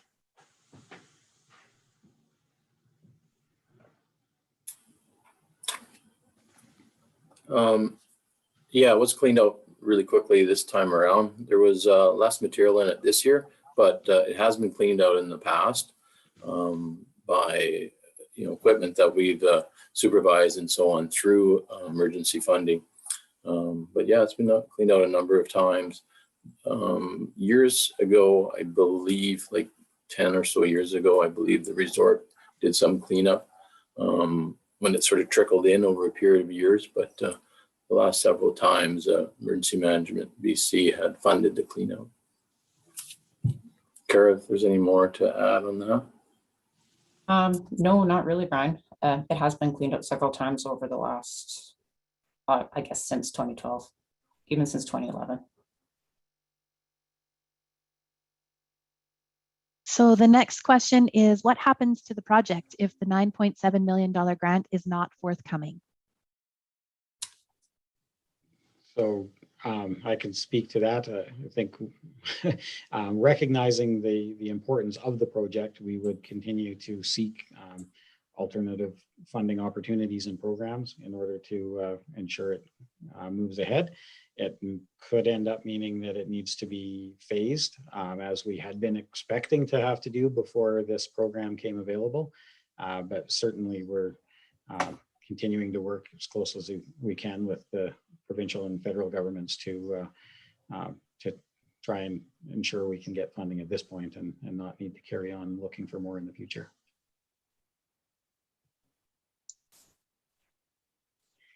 Thank you, Sean. And the next question may also be for you. It relates to the community consultation. So what part of this presentation includes consultation, input on scope, schedule, and cost of the project for residents of Fairmont?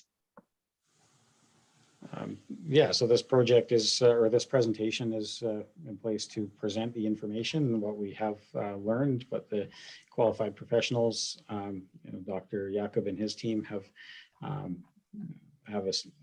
assessed in terms of the risk and the proposal for the mitigation of that. That was the intent of this presentation, as opposed to seeking individual input from members of the community on some of those processes. And a question related to the reservoir again, so potentially Kara or Brian. The average depth of the upper reservoir on Cold Spring Creek has been approximately 1.2 meters between 2014 and 2018. Why has this depth been increased to between 2 and 2.5 meters since 2020? So the depth of the reservoir at the dam has been, I'm going to say 8 or 9 feet deep, and we continued that depth back further perhaps than it had been normally. It was my understanding that that was the norm, but we extended it back to regain the full capacity that was intended behind that dam. Thank you, Kara. The next question is related to the funding again. Sean, I think this is an extension of the previous answer. If the funding is not approved, would there then be a referendum? So if we were looking at funding opportunities that were less than 100%, and so there was a significant portion of community contribution required that would result in a need to borrow, then there would be a referendum for that process. And if James is still at the keyboard, it looks like James tried to ask a question, but it didn't fully enter. So I'm just letting him know all I got on my side was why wasn't. So if James does have a question, if he could re-enter it, that would be great. I know it has already been addressed, but there is a question about the other studies. So if I think it was either Brian or Kara that spoke to this, the other studies did not identify the issues identified in the BGC one. Why are they being dismissed? I guess mostly for the same reason as this study supersedes the Clark report. It's a more in-depth study. It uses modern analysis techniques, modern modeling techniques, and what I didn't mention before, but is very relevant, is that it better incorporates climate change into the assessment. Many of the earlier studies were very limited, and study would almost be a strong word. They were more memos based on very brief observations.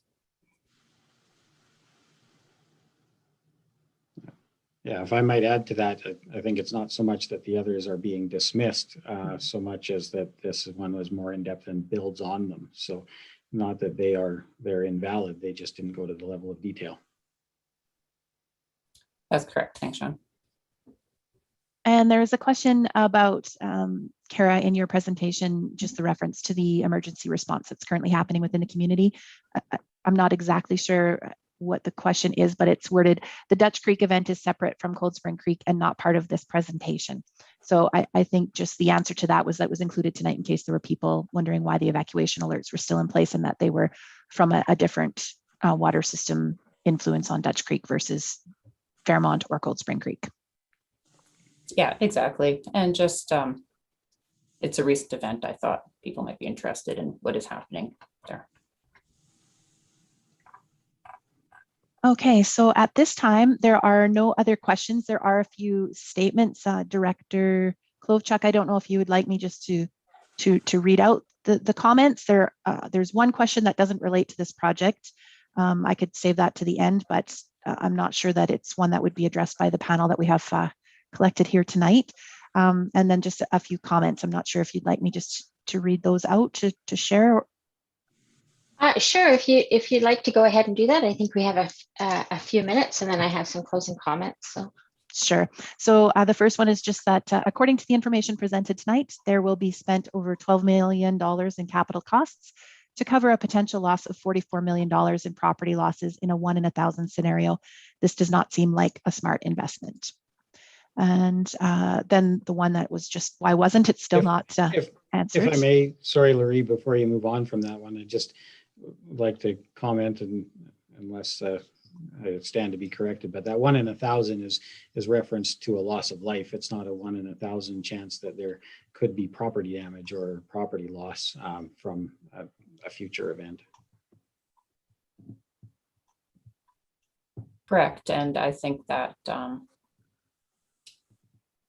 the loss of life risk is at such a level that it's not acceptable according to standards that have been set by other communities in BC. And I think that kind of supersedes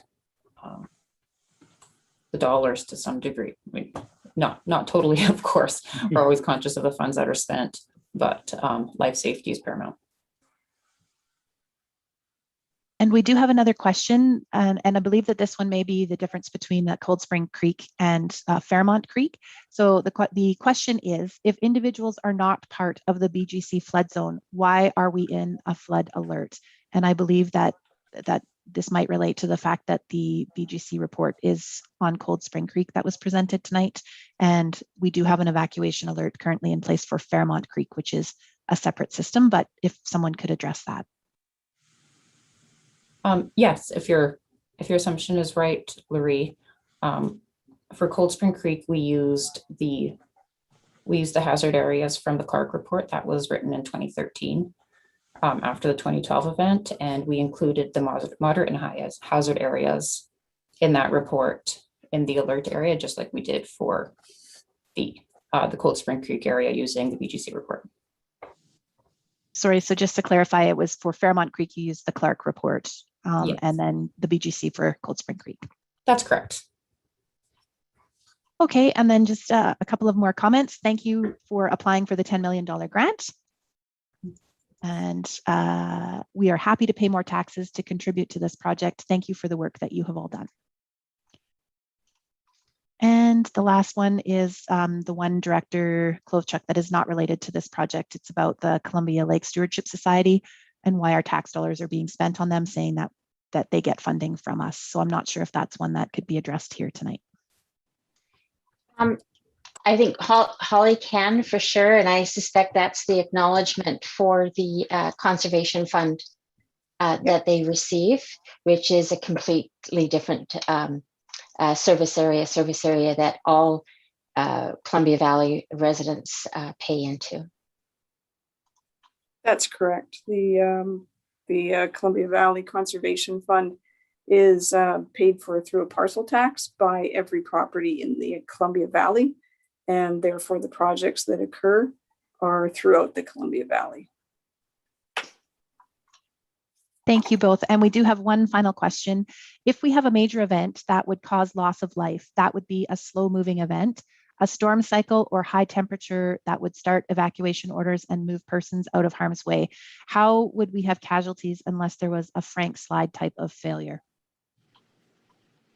I'll maybe read that one again, it was pretty long.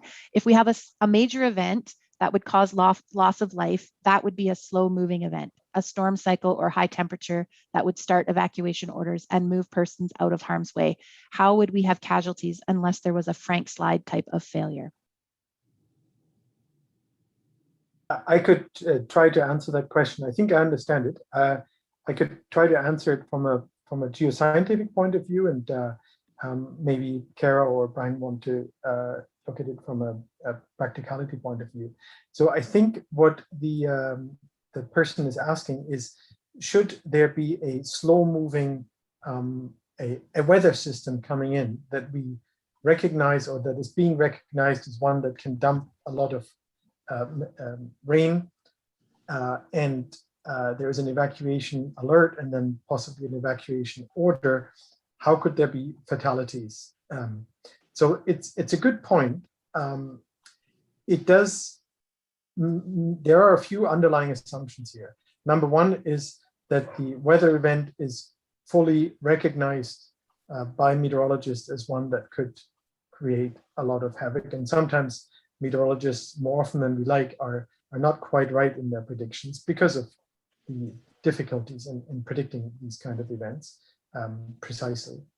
Secondly, it requires that all of the people that are that receive evacuation orders, in fact, do leave their houses. I don't know whether there's an enforcement mechanism in place where you go through somebody's house and make sure that they actually leave. I don't think that one can be forced to leave, as far as I know, except children, but I'm not totally clear on that. Should that occur, should in fact the frontal system be predicted very well, should that the announcement of that system be attached to a warning system that has a protocol by which exceedance of a certain predicted threshold of rain would lead to evacuations, then you're correct. That should lead to much less, if any, fatalities at all. However, and that's important, it would not protect anybody's house from harm. I think the question in my interpretation was the assumption that a debris flow is slow moving itself. So there'd be time to get out of the way, not specifically the weather. Oh, okay. Well, in that case, unfortunately, they're not slow. So a debris flow would announce itself to those people living on the upper fan by a loud thunder type sounds that often have been mixed up with actual thunder, where people thought it was thundering, but it was a debris flow approaching. And by the time the debris flow is being seen, it's too late to evacuate. They come with sprinting speed, and running out of one's house can save one's life if one is very lucky, but typically one is not lucky in that sense. So debris flows themselves are very fast events. Thank you. And the questioner did write back and say, no, it is specifically the weather, not the debris flow that they were asking about. So we answered the question two different ways, I guess. We do have a person who has called in or has got using the raise the hand feature. So I'm just going to, and it's the person who I was asking about the question earlier that was half answered. So Mr. Kozlowski, I have moved you into being able to talk. You do have to unmute your line.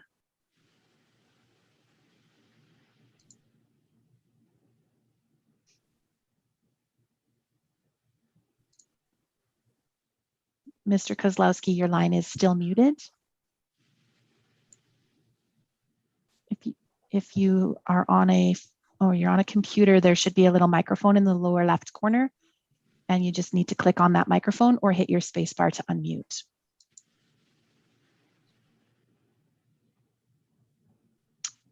I'll just leave Mr. Kozlowski's line open there in case he can get the sound working. And there's just another question here.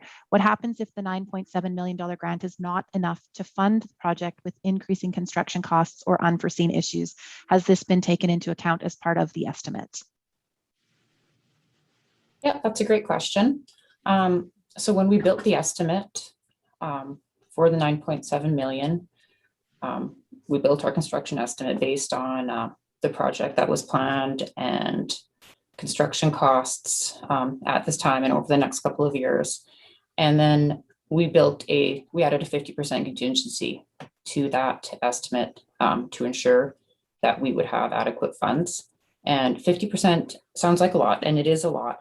But based on the level of detail that we had for the design when we applied for the grant, that was an appropriate amount of contingency to add to the project. So while there's never any guarantees, we're quite confident that the funding that we've applied for will adequately cover the cost of this project. Should something unforeseen happen, then we will look at adjusting the project appropriately to fit it within the budget.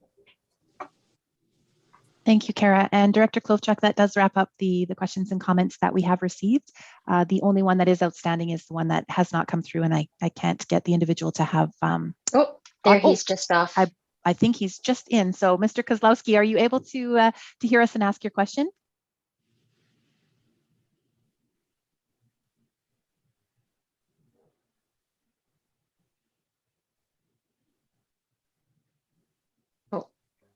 Maybe we spoke too soon. Yeah, we are not able to hear you. So one of the things I would recommend is that the question could certainly be asked on the Q&A tool on the Engage page site, and the answer will be posted there for everyone to see. Unfortunately, we do seem to be having some difficulty connecting with that particular individual. Outside of that, those are all the questions and comments. Great. Thank you, Laurie, for moderating the Q&A session. Those were great questions. And so before closing tonight, I just want to remind you that this meeting has been recorded and live streamed to YouTube and will be posted on the project page at engage.rdek.bc.ca after this meeting. I want to thank everyone again for attending and engaging in this very, very important discussion. I also want to remind you that if after this meeting and upon reflection, you have more questions or require more information, please go to the engage.rdek.bc.ca website, where you will find the link to the project page, and you can submit your questions there, or you can get the contact information of any member of the team that you see here today, so that you can reach out to them directly. Special thank you to Dr. Yakub for attending this evening, to Chair Gay and all the staff members for your hard work. And again, thank you all so very much for attending this meeting. Take care, everyone. Be safe and enjoy your summer.